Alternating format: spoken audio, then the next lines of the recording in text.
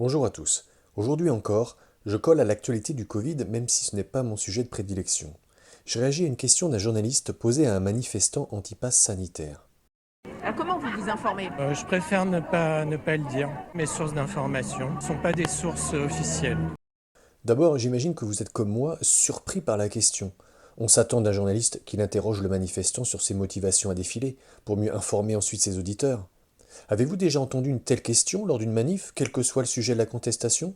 J'en doute, mais je ne souhaite pas faire ici un procès d'intention. Au contraire, je pense que la question mérite une réponse, réfléchie et étayée, ce que n'a pu faire ce manifestant visiblement surpris et gêné. Comment s'informer sur les vaccins anti-Covid et plus globalement sur la vaccination? Une question essentielle que l'on pourrait étendre finalement à tout sujet. Je n'ai pas la prétention de parler au nom de tous les manifestants contre le pass sanitaire. Je parle juste avec mon expérience de 15 ans de militantisme pour le libre choix vaccinal, auprès de la LNPLV et d'Alice. Personnellement et de façon globale, je m'informe d'abord en écoutant France Inter, son journal ou quelques émissions comme La tête au carré ou Sur les épaules de Darwin, donc des émissions plutôt scientifiques.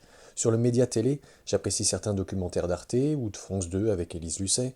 Côté papier, j'ai longtemps été abonné au Courrier International, à Espèce et à Nexus. Je visionne plus récemment des vidéos YouTube, j'assiste parfois à des conférences. La LNPLV et Alice sont bien sûr des sources précieuses. Pourtant, je ne pense pas être correctement informé par tous ces supports, dont le format trop court ne permet pas une réelle construction de la pensée. On grappille, on surfe sur l'actualité et on zappe. Au mieux, on découvre, mais on ne couvre pas le sujet. De plus, sur le sujet qui nous importe, force est de constater que les émissions sont rares et très décevantes, car sans contrepoint, les journalistes servant la soupe aux invités généralement pro-vaccin, sur la vaccination anti-Covid en particulier, l'absence de vrai débat pose un sérieux problème de démocratie. Comment mieux s'informer alors? Je vous ai scanné la quatrième de couverture du dernier bulletin d'Alice. Je n'ai évidemment pas tout lu, une quinzaine de livres tout au plus sur ce sujet précis. Il me semble que seuls les livres permettent à leurs auteurs de développer un argumentaire solide, et au lecteur d'avoir le temps de le comprendre, d'exercer son libre arbitre, d'y adhérer ou non, de le confronter à d'autres lectures. Pourquoi ne pas lire des ouvrages opposés, pro-vaccin, anti-libre choix, pour cultiver le doute, pour éviter le fameux biais cognitif?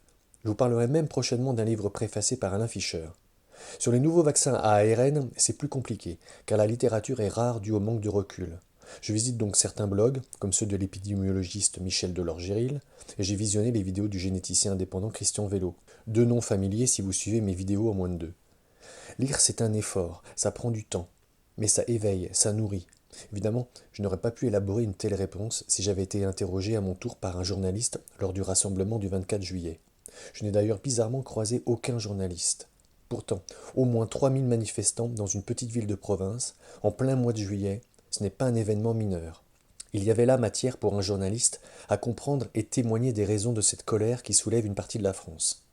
Alors je vous renvoie à la question, monsieur le journaliste de France Inter. Comment vous informez-vous?